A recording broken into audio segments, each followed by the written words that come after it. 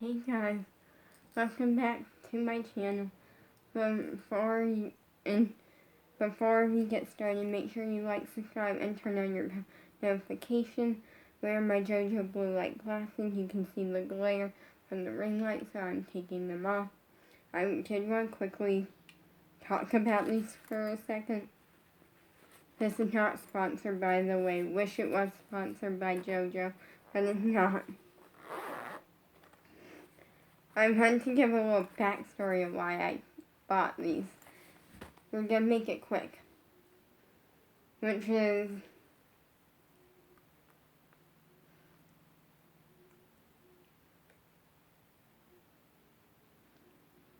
good.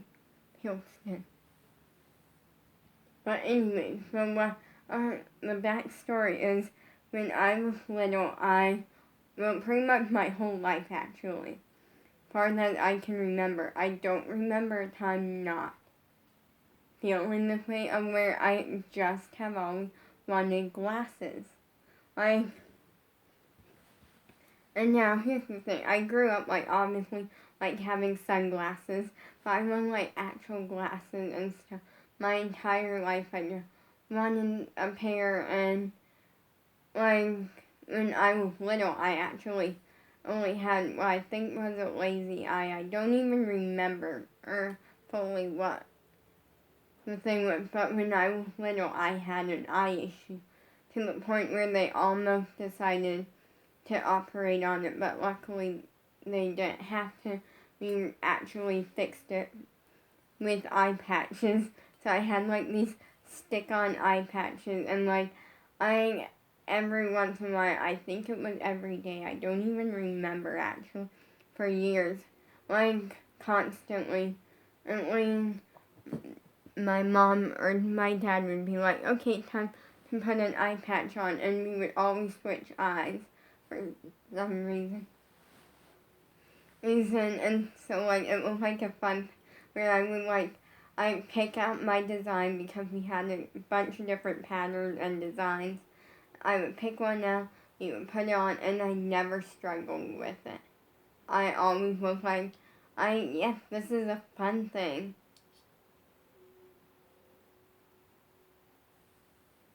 And it actually continued up till music class, actually. And up till I think I met my crush, I still had the problem or something. I think right after I met my crush is when I no longer had the issue.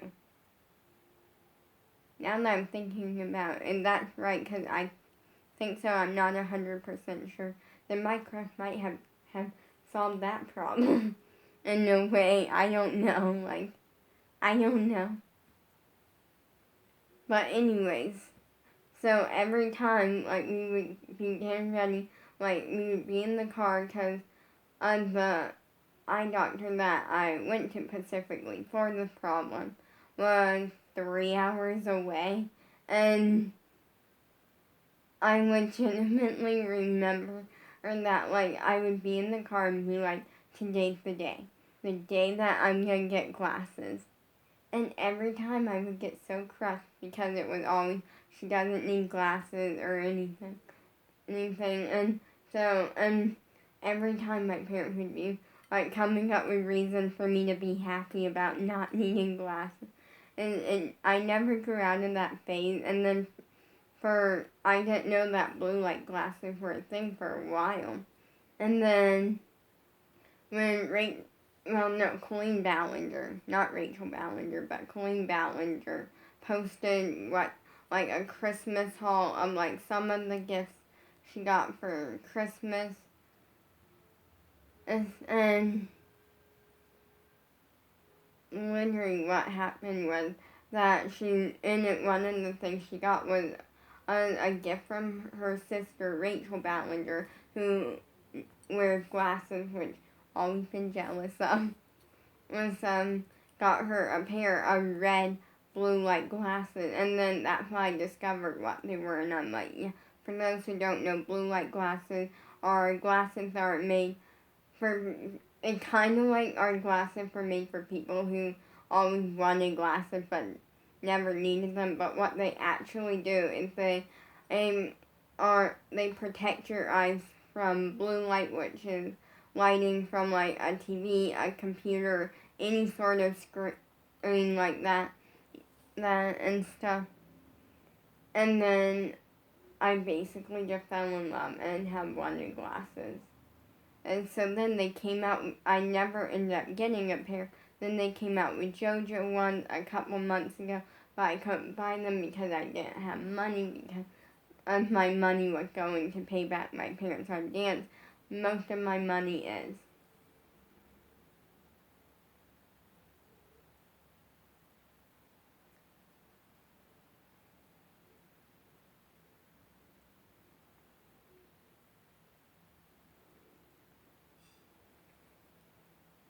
And so, yeah, it's a thing. Then, so anyways, for my birthday, my sister got me money, like $20, and I ordered Petite and Pretty Star and JoJo blue light glass, and I put them on, and since then, I'm just obsessed with them. Like, I feel like I'm a new me with them on. Like, I feel like I'm, like, this happy, confident person. Like, and I generally am a happy, confident person, but it's, like, to a new level of, like, when I have them off, it's almost like I don't see me anymore. It's like part of me is just gone. And it's like a good part of me. And so now I'm like obsessed with them, but for now I'm not wearing. But for today's video, I am working on a song, but not just any song. This is going to be a challenge. A challenging song. I'm going to try to get out, like, or at least have it completely done and mostly memorized within 2 weeks, but that's probably not gonna happen. And so, yeah, but I was working on the song. I really liked the song. It was good, but I felt like after Squad Tour, like, basically, let me put it this way. In the past, like, few days, actually, this entire week, like, since Squad Tour, I've taken a new look at myself and everything about this year. My dancing, everything. And now I want to make a song that you guys like. Like, I want you guys to like it, but most of all, I want to make a song that describes me and just kind of like my life in a way. So the song is I did come up with the title for it, which is, so the song is officially called The Inside of Me, or like this, like I haven't fully figured out the exact thing, but I have an idea of what I want the title to be. And it is a song that I'm gonna try to memorize, and I have ideas for the music video. I'm gonna try to launch like a whole nother like album, pretty much, my second album, and this one's gonna have like 10 different songs in it, and it's gonna be, I'm gonna take a photo in a couple of days or something, and which is gonna be like the cover photo, and I have a theme for this album. It's all gonna be different. It's all gonna be songs that are completely different from what I'm used to writing. And I realized that, like, even though Squad Tour's done, and I'm really sad about it for me, and Squad Tour's not done yet. It's just, for me,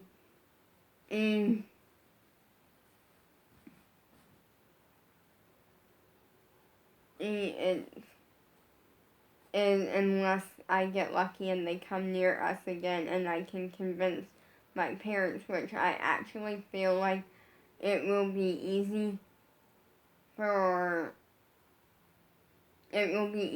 convince my dad, but my mom, not so easy, I feel like. But right now there's no like, at the point I don't think that's happening, but I need to get started on this. But the song, I wanted to kind of come on here and, like, kind of let you see the writing process and all of that. And also, some stuff. So, kind of let you know a little bit about what it's about. This year, I feel like I kind of have pushed myself on myself, if that makes sense. Like, this year, I proved to myself that I can do more than what I thought. Because at the beginning of the year, I could barely do, like, 8 push-ups. Now, I'm legitimately doing 20. And this has all kind of happened within 6 months.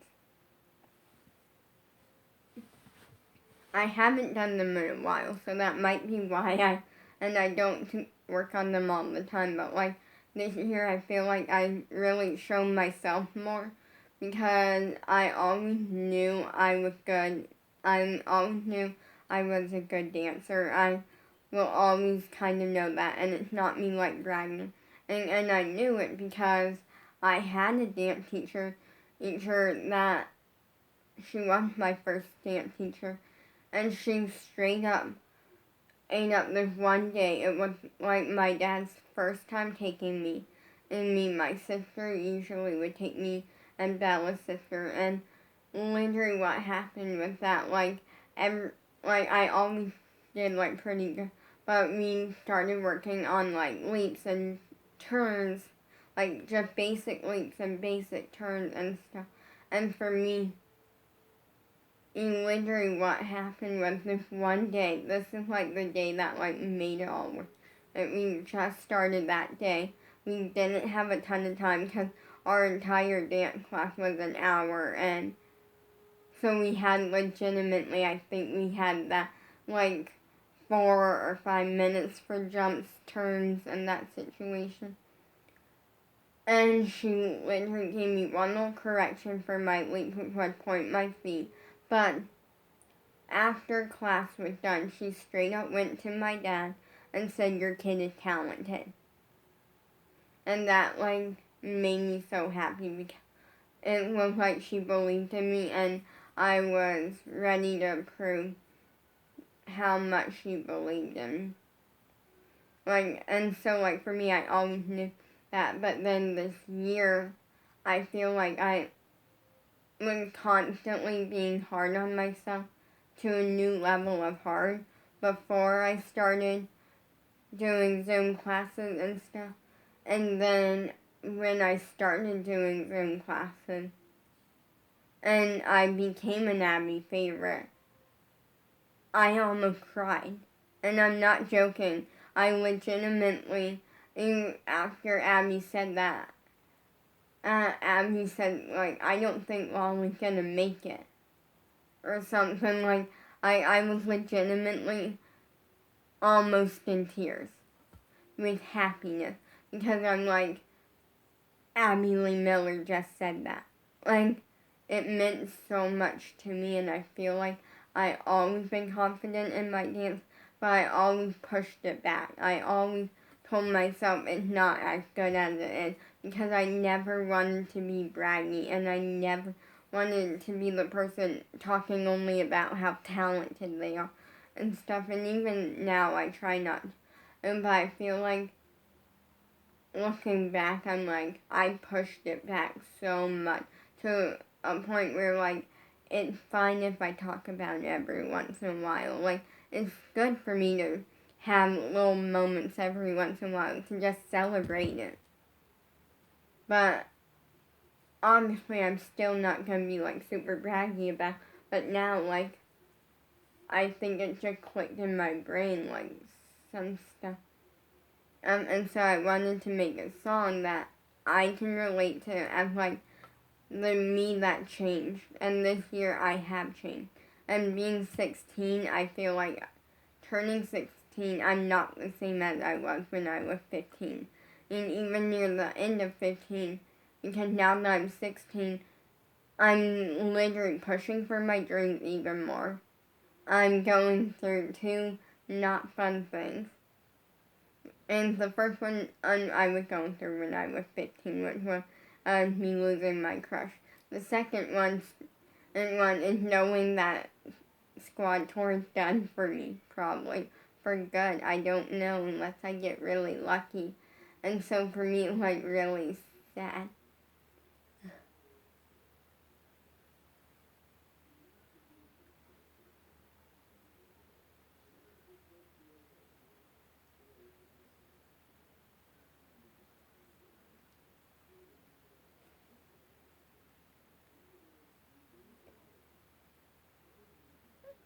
So for me, legitimately,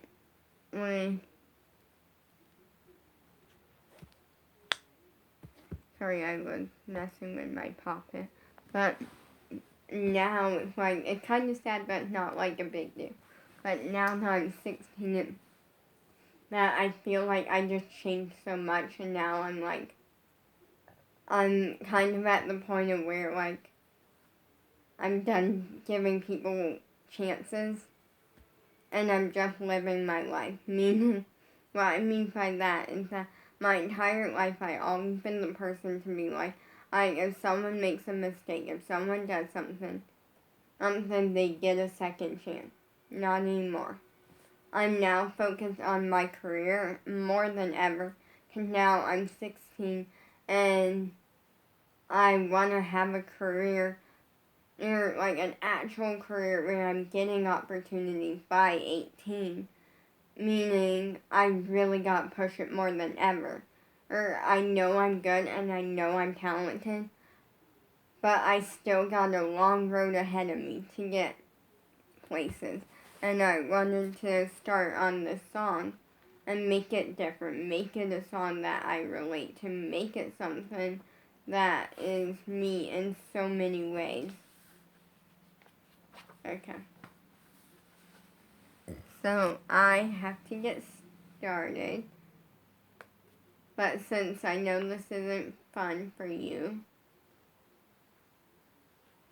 I'm gonna, since it's not really fun, can't send it there. So I'm just gonna like film this video and then I'll start talking. But now I'm like this new person and it's so amazing. I'm excited because we're planning to go to my sister's house on Christmas. And my big thing is Christmas falls on a Saturday. My thing is I don't think we're having dance then, but I don't know.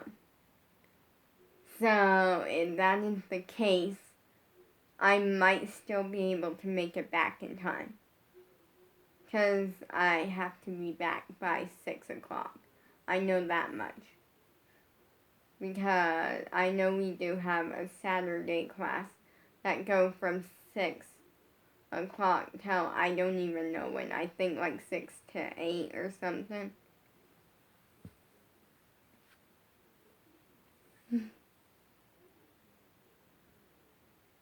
And so for me, there's a lot in me, and right now, I feel like I kind of just this year have proven it to myself, because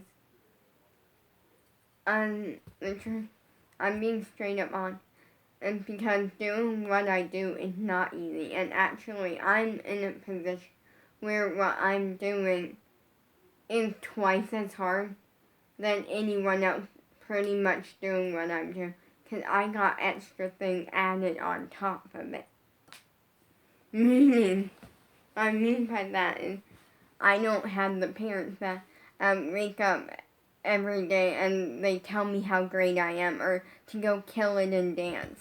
Like now, they're not rude to me in any case, but my mom very much is that person. And like that, and she does it because she doesn't want me getting too confident, which is something I totally understand. And because she said that she feels like because Abby is really talking me up. Like, Abby is really helping me with my confidence and has made so much of my dream come true and is saying really great things to me about my dance. She said, someone needs to keep it where I don't have my head up in the clouds.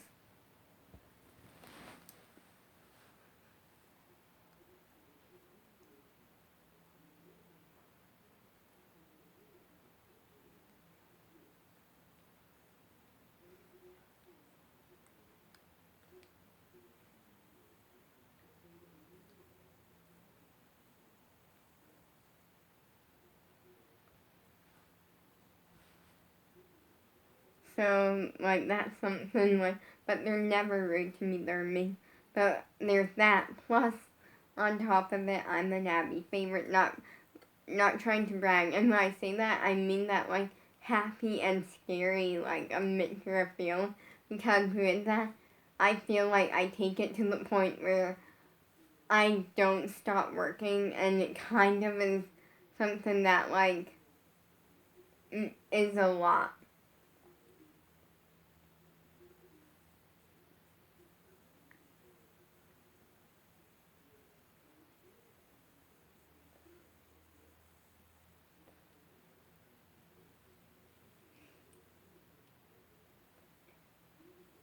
So yeah, like there's that can be a really great thing, and it is a great thing because it means Abby believes in me and believes that I have it in me.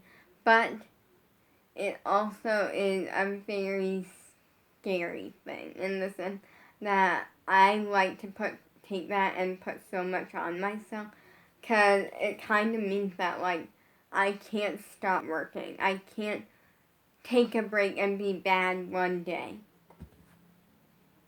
And so like that's something. No.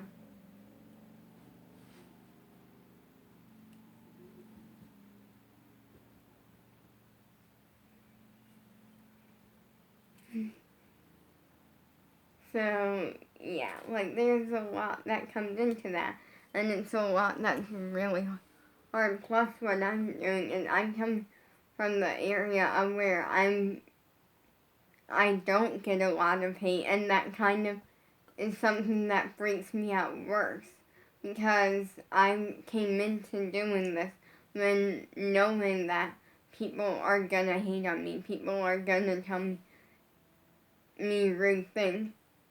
And I don't get that, so I feel like sometimes, which I'm really happy about that, like I'm really grateful for that because I know not everyone has it that easy. But like even then, like, and it's not like I never been hated on social media. Like two hate comments, one wasn't directed towards me, the other one I laughed at.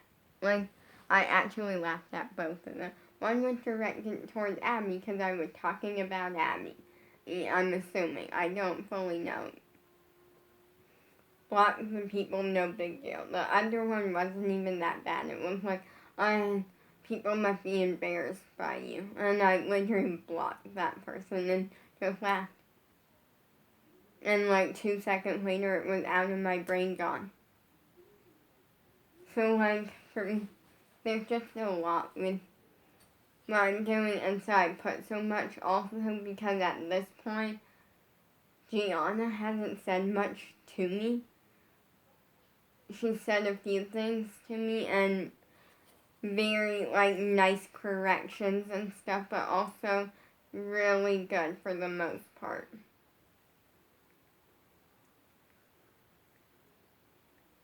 Like she's never said anything negative to me, and so like it's just like sometimes I'm giving them what I have, but I know what I have isn't always gonna be good enough. And that's the thing. It's like going into this, if you go into like the social media, like dancer situation, you have to go in understanding that it's not always going to be about your talent. Meaning that if you decide to be a dancer and stuff, and you go to an audition and you don't get the part, it may not be about your talent. It may actually have nothing to do with you. It might just have something to do with that you're not right for that part in that time and stuff. And that's not me putting you down, like, but throughout all of it you have to, like, kind of understand that, but also you have to enjoy every opportunity and be thankful that you even got the opportunity to try. Because you cannot come into this expecting to be the best of the best, expecting to be better than everyone else, because it will get into your head. It will get in your head, and it will get you overconfident, and then it will literally destroy you and turn you into a brat. And for me, when I mean the word brat, I mean, because I feel like everyone has their own opinions on it and stuff, but my general opinion of what I think a brat is someone that is nothing but braggy about themselves, only wants things for themselves, never wants anyone else to get anything great in life, only based off of them, and they're the greatest in all of this. When this, like, that is what I think a brat is. Or someone that just generally argues about everything. Because they're not happy about everything. But, hopefully you enjoyed this video. I wanted to say that, like, now I'm really pushing myself. So I'm not overconfident. I always been confident, but I'm not to the point where it's becoming braggy or becoming a brat.